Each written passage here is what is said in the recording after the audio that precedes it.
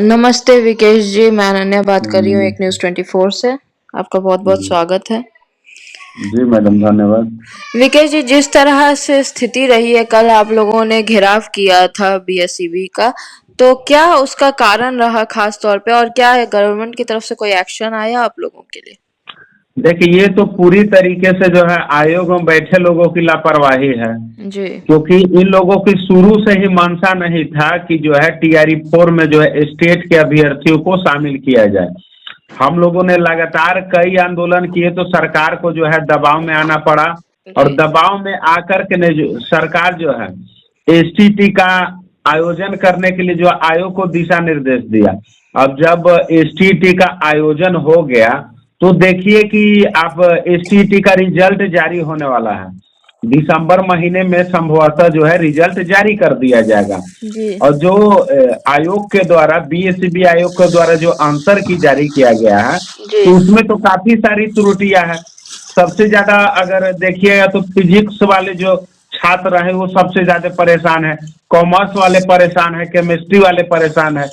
तो आयोग की गलती और छात्रों को भुगतना पड़ रहा है।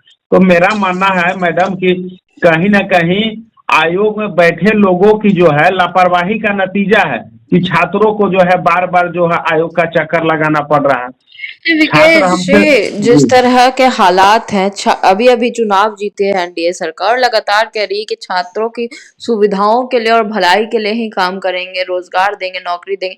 ऐसे में छात्रों का ही सड़कों पर उतरना कुछ सही नहीं, संतुलन नहीं बैठा पा रहा है। बिल्कुल बिल्कुल, आपने सही बोला। देखिए, कहने और करने में अंतर होता है मैडम। जी। जैसे क्या होता है कि चुनाव का समय होता है तो बहुत सारा वादा जो किया जाता है चुनाव जीतने के लिए किया जाता है, लेकिन वही जब जो चुनावी वादा करते हैं सत्ता में आते हैं तो उस चीज को भूल जाते हैं। तो सरकार भले ही बोल रहे हैं कि हम रोजगार के लिए जो है तत्पर हैं, युवाओं के बारे में हम सोच रहे हैं, लेकिन अगर सरकार युवाओं के बारे में रोजगार पर ज्यादा फोकस करती तो हम लोगों को प्रदर्शन करने की आवश्यकता क्यों होती। छात्रों का प्रदर्शन करना शौक नहीं है, छात्रों का प्रदर्शन करना जो है मजबूरी बन चुका है। जब अभ्यर्थी 2 बार आयोग गए तब अभ्यर्थियों से नहीं सुना गया, तब मेरे माध्यम के द्वारा जो है BSCB आयोग का घेराव का आह्वान किया गया। तभी जो है कल वार्तालाप हुआ है। तो बोला तो गया है कि 1-2 दिनों का समय जो है हमको दीजिए, से छात्र हित में जो है हम एक फैसला लेंगे। छात्रों के बीच जो समस्याएं उत्पन्न हुई है उस पर जो है जल्द से जल्द हम एक निष्कर्ष निकालने का प्रयास करेंगे। मतलब आप लोगों को निष्कर्ष देने की कोशिश की जा रही है, लेकिन हाँ, कब तक बोला तो इंतजार गया है वहां करेंगे पे। इस निष्कर्ष का?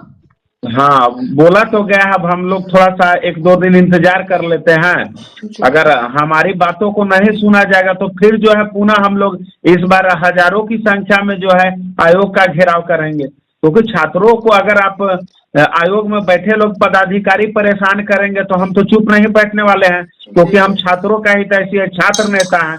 तो जी। छात्र नेता होने के नाते मेरा भी कर्तव्य बनता है कि छात्रों के बीच जो समस्या उत्पन्न हो रहा है उनकी समस्याओं का समाधान ढूंढा जाए। जी, जी, जी, बिल्कुल, बिल्कुल, बिल्कुल।